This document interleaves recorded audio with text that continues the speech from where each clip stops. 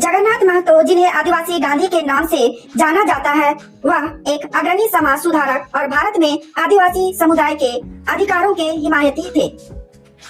झारखंड के एक छोटे से गांव में जन्मे महतो ने अपना जीवन आदिवासी लोगों के उत्पीड़न और शोषण के खिलाफ लड़ने के लिए समर्पित कर दिया था।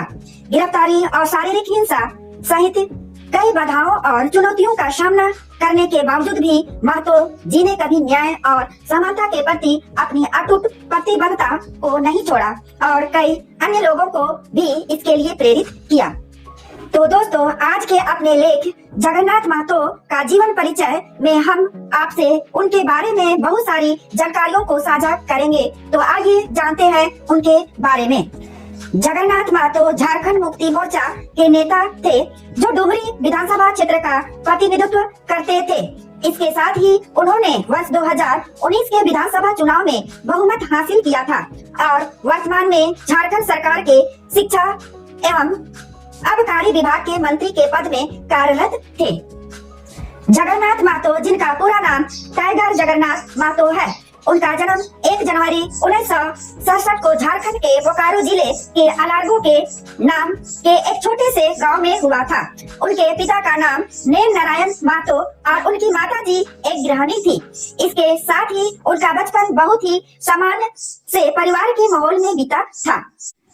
उनका परिवार आर्थिक रूप से पिछड़े अनुसूचित जाति समुदाय का हिस्सा था और उन्होंने गुजारा करने के लिए एक काफी संघर्ष किया था। गरीब से बचने के दृढ़ संकल्प के साथ युवा जगन्नाथ ने शिक्षा हासिल करने के साथ साथ अपने परिवार का भरण पोषण करने के लिए छोटे मोटे काम भी किए थे।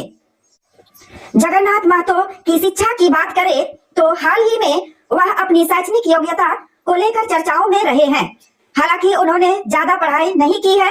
उन्होंने वर्ष 1995 में जवाहर नेहरू उच्च विद्यालय बोकारो से बिहार बोर्ड में मैट्रिक की परीक्षा दी थी और आगे की पढ़ाई नहीं की, लेकिन हाल ही में उन्होंने कला सकाई से देवी महतो इंटर कॉलेज नवाडी में कक्षा 11वीं में प्रवेश लिया था। जगन्नाथ महतो जी का विवाह सुनीता देवी जी के साथ हुआ था और उनके 4 बच्चे हैं और वह हमेशा से ही एक समर्पित पारिवारिक व्यक्ति रहे हैं।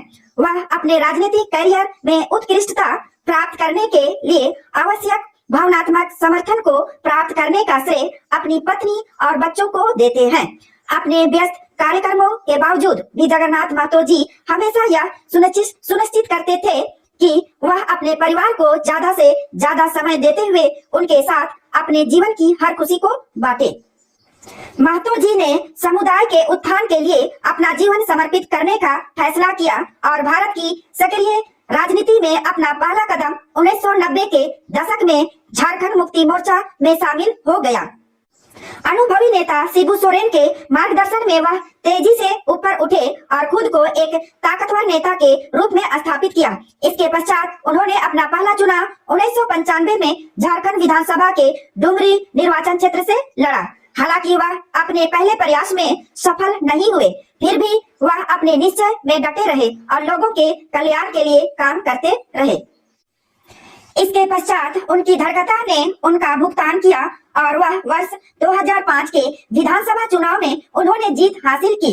इसके बाद उन्होंने अपनी प्रतिभा और कुशल नेतृत्व के बलबूते पर वर्ष 2009, 2014 और 2019 में चुनाव लड़े और उनमें जीत हासिल की।